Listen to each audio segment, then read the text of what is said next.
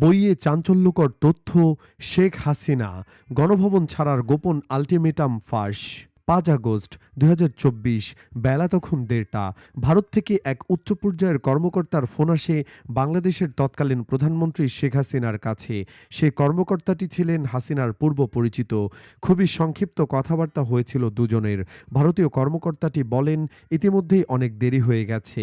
আপনি যদি এখনই গণভবন না ছাড়েন তাহলে আপনাকে খুন হতে হবে। আরও বলেন, আপনার আগামী দিন লড়াই করার জন্য বেঁচে থাকা উচিত।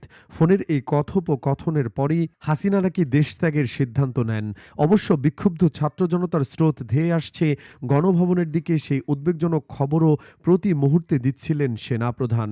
সম্প্রতি ভারতের প্রকাশিত সাংবাদিক লেখক দীপ হালদার, জয়দীপ মজুমদার ও শহীদুল হাসান খোকনের লেখা ইনশাআল্লাহ Bangladesh, the story of an unfinished revolution শিরোনামে একটি বইয়ে ২০২৪ সালের ৫ ও ৪ আগস্টে গণভবনের অভ্যন্তরে কি হয়েছিল তার পুঙ্খানুপুঙ্খ বিবরণ তুলে ধরা হয়।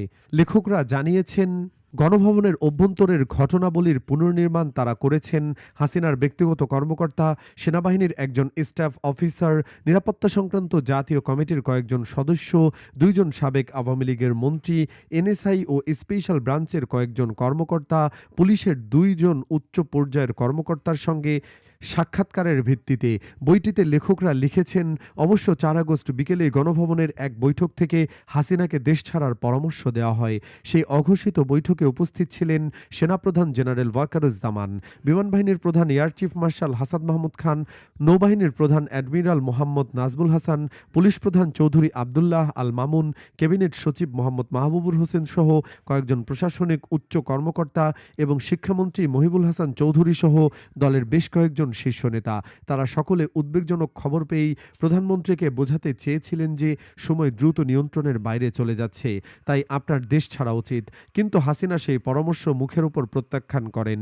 পাল্টা শিক্ষামন্ত্রীকে প্রশ্ন করেন, ভাবলেন কি করে এই সংকট মুহূর্তে আমি দেশ ছেড়ে চলে যাব? সেনাপ্রধানের কাছে হাসিনা জানতে চান, আপনি আমার পাশে শক্তভাবে দাঁড়াবেন কিনা? এর উত্তরে অবশ্য সেনাপ্রধান হ্যাঁ বলেছিলেন। এরপরেও নৌপ্রধান ও বিমানবাহিনী প্রধান হাসিনাকে জানান, তারা শক্তভাবে তার পেছনে থাকলেও তার উচিত দেশ ছাড়ার প্রস্তাবটি বিবেচনা করা। তা যদি নাও হয়, অন্ততপক্ষে তক্ষুনি ক্যান্টনমেন্টে স্থানান্তরিত হতে বলেছিলেন তারা। কিন্তু হাসিনা গো ধরেন, বাংলাদেশকে পরিত্যক্ত করে কোথাও যাবেন না। সেদিনই হাসিনা নিরাপত্তা সংক্রান্ত জাতীয় কমিটির বৈঠক ডেকেছিলেন। ৩ বাহিনীর প্রধান ছাড়াও উপস্থিত ছিলেন জ্যেষ্ঠ নিরাপত্তা উপদেষ্টা মেজর জেনারেল অবসরপ্রাপ্ত তারিক আহমেদ সিদ্দিক, প্রতিরক্ষা ও পররাষ্ট্র সচিব, পুলিশ প্রধান চৌধুরী আবদুল্লাহ আল মামুন, সেনাবাহিনীর principal staff officer lieutenant general Mizanur Rahman Shamim, DGFI এর প্রধান লেফটেন্যান্ট জেনারেল হামিদুল হক, এনএসআই এর প্রধান মেজর মোহাম্মদ হুসাইন আল মোর্শেদ, বিজিবির প্রধান মেজর জেনারেল মোহাম্মদ আশরাফুজ্জামান সিদ্দিকী, উপকূলরক্ষী বাহিনীর প্রধান রিয়ার অ্যাডমিরাল মীর এরশাদ আলী, স্পেশাল ব্রাঞ্চের প্রধান মনিরুল ইসলাম ও কয়েকজন মন্ত্রী। সকলের চোখ মুখ ছিল বিষাদে ভরা। ছাত্র জনতার মৃত্যু ও ভয়ঙ্কর হিংসার খবর আসছিল ক্রমাগত। সেদিনই ৯১ জনের মৃত্যুর খবর পাওয়া যায়, বেশিরভাগ পুলিশের গুলিতে। ১৬ জন পুলিশ কর্মকর্তাও মৃত্যু হয় বলে খবর এসেছিল। এর মধ্যে ১৫ জনেরই মৃত্যু হয় সিরাজগঞ্জ জেলার এনায়েতপুরে, একজন পুলিশ কর্মকর্তার মৃত্যু হয় কুমিল্লার ইলোটগঞ্জে। উন্মত্ত বিক্ষোভকারীরা সারা দেশে থানা আক্রমণ করছিল, চলছিল লুটপাট, আক্রান্ত হচ্ছিল দোকানপাটও। শীর্ষ সেনা কর্মকর্তাদের কাছে সবচেয়ে উদ্বেগজনক খবর এসেছিল যে ছাত্র জনতা রাস্তায় রাস্তায় টহলরত সেনাবাহিনীর জওয়ান ও জুনিয়র অফিসারদের সঙ্গে দাঁড়িয়ে দাঁড়িয়ে সেলফি তুলছে, তাদের হাতে ফুলের স্তবক দিচ্ছে। সেনারাও তাদের সম্বোধন করেছে সুন্দরভাবে। সেনা কর্মকর্তারা তখনই বুঝে গিয়েছিল রাস্তায় টহলরত সেনাদের বেরিয়ে আসা জনতার উপর শক্তি প্রয়োগের নির্দেশ দেওয়া যাবে না। এমন অবস্থায় এনএসআই এর প্রধান আল মোর্শেদ প্রধানমন্ত্রীকে জানালেন, পরিস্থিতি নিয়ন্ত্রণের বাইরে চলে গেছে, দেশে গৃহযুদ্ধ শুরু হতে চলেছে। ডিজিএফআই প্রধান মেজর জেনারেল হামিদ বলেন, জনতার ক্রোধের মোকাবিলা করতে প্রধানমন্ত্রীর উচিত সমঝোতার বড় ধরনের কোনো উদ্যোগ নেওয়া। প্রধানমন্ত্রী যখন জানতে চান কী ধরনের সমঝোতা, কয়েকজন বললেন রাজনৈতিকভাবে তাকেই সিদ্ধান্ত নিতে হবে।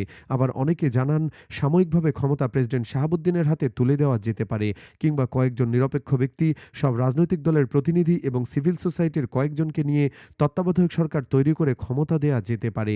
কিন্তু এবারও শেখ হাসিনা সব প্রস্তাব খারিজ করে দিয়ে বললেন, নির্বাচিত হয়ে আমি ক্ষমতায় এসেছি, তাই অগণতান্ত্রিক শক্তির পরিকল্পিত প্রতিবাদের কাছে আত্মসমর্পণ করব না। হাসিনাকে সমর্থন করে নিরাপত্তা উপদেষ্টাও বলেছিলেন, প্রতিবাদকে শক্তি প্রয়োগের মাধ্যমে মোকাবেলা করা যাবে। তিনি কারফিউ ভঙ্গ করলে আন্দোলনকারীদের বিরুদ্ধে কঠোর ব্যবস্থা নেওয়ার পক্ষে জোর সওয়াল করেন। শেখ হাসিনা পালিয়ে যাওয়ার আগে গণভবনে কি ঘটেছিল? পুলিশ কমিশনার সেদিন সন্ধ্যায় ৪ আগস্ট ২০২৪ আবারও শেখ হাসিনাকে বলেন, সরকারের বিরুদ্ধে মানুষের ক্ষোভ গভীর থেকে গভীরতর হচ্ছে। এ অবস্থায় পুলিশ দিয়ে শক্তি প্রয়োগ করতে গেলে পরিস্থিতি আরও ভয়াবহ হয়ে উঠবে। কিন্তু হাসিনা তার সিদ্ধান্তে অটল রইলেন। তার মতে এই বিক্ষোভ ভিত্তিহীন, বইয়ের শক্তি এদের মদত যোগাচ্ছে। তিনি শক্তি প্রয়োগ করে বিক্ষোভকে দমানোর পথে জোর দেন। হাসিনার কাছে যুক্তি তৈরি ছিল। তিনি বলেন, ক্ষুব্ধ ছাত্রদের সঙ্গে এই আন্দোলনের সম্পর্ক নেই। এটা রাজনৈতিক আন্দোলন এবং বাইরের শক্তি একে ইন্ধন দিচ্ছে ও নিয়ন্ত্রণ করছে। ছাত্র আন্দোলন গতি পাওয়ার পর থেকে তিনি এই একই কথা বলে আসছিলেন। তবে পুলিশ কমিশনার বলেন, তার বাহিনী শৃঙ্খলাবদ্ধ এবং তাদেরকে যে নির্দেশ দেওয়া হবে তা তারা পালন করবে। সেদিনই ইন্টারনেট ও সামাজিক যোগাযোগ মাধ্যমে সব ধরনের প্ল্যাটফর্মকে নিষিদ্ধ করা হয়। কিন্তু বৈঠক চলাকালীন খবর আসে যে বৈষম্য বিরোধী ছাত্র আন্দোলনের অন্যতম সমন্বয়ক আসিফ মাহমুদ ঢাকার উদ্দেশ্যে লং মার্চকে ৬ তারিখের বদলে ৫ তারিখ করার ঘোষণা দিয়েছেন। বিপদ সংকেতের আঁচ পাওয়া সত্ত্বেও শেখ হাসিনা পুলিশ ও বিভিন্ন নিরাপত্তা এজেন্সিকে ছক তৈরির নির্দেশ দেন যাতে আন্দোলনকারীরা ঢাকায় প্রবেশ করতে না পারে। এই অবস্থাতেও বৈঠকে উপস্থিত সেনা জেনারেল ও সরকারি কর্মকর্তারা প্রধানমন্ত্রীকে বলেন, শক্তি প্রয়োগ করে মার্চ আটকাতে গেলে পরিস্থিতি ভয়াবহ হবে এবং দেশ গৃহযুদ্ধের দিকে চলে যাবে। তারা প্রস্তাব দিলেন, তাৎক্ষণিক ব্যবস্থা হিসেবে বৈষম্য বিরোধী ছাত্র আন্দোলনের নেতাদের এক্ষুনি গণভবনে ডেকে আলোচনায় বসুন।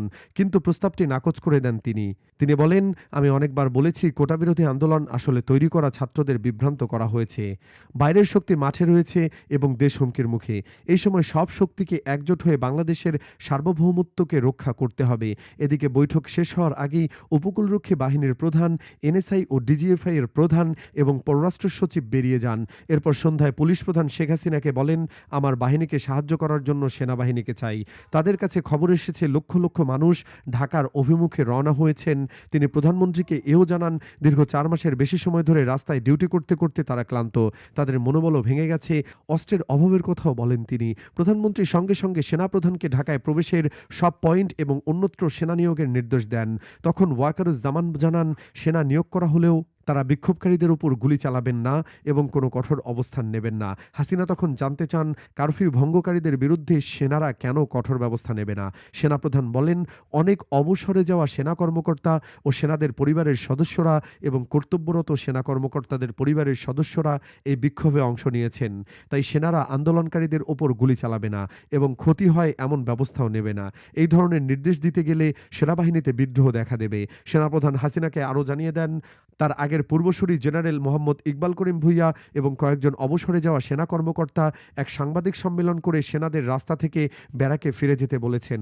অনেক জ্যেষ্ঠ সেনা কর্মকর্তা ও অবসরপ্রাপ্ত সেনা কর্মকর্তাদের থেকে ফোন ও বার্তা পাচ্ছেন যে সেনাদের দেশের মানুষের বিরুদ্ধে ব্যবহার করা বন্ধ হোক। অগত্যা সেনাপ্রধান বক্তব্য মেনে নেওয়া ছাড়া হাসিনার সামনে কোনো পথ খোলা ছিল না।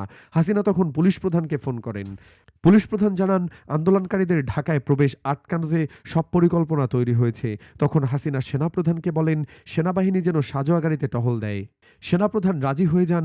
এরপরেই সকলে চলে যান গণভবন ছেড়ে। হাসিনা ও তার বোন শেখ রেহেনা রাত 11:30 নাগাদ রাতের খাবার খেয়ে যার শোবার ঘরে চলে যান। কিন্তু মাঝরাত পর্যন্ত সেনা, পুলিশ, গোয়েন্দা বাহিনী এবং প্রশাসনিক কর্মকর্তাদের ফোন আসতেই থাকে হাসিনার কাছে। তিনি সব ফোন নিজেই ধরেন। এরপর মাঝরাত পেরিয়ে শুতে যান। তবে জানতেন না যে গণভবনে সেটি শেষ রাত। এতক্ষণ আমাদের সাথে থাকার জন্য আপনাদের সবাইকে ধন্যবাদ।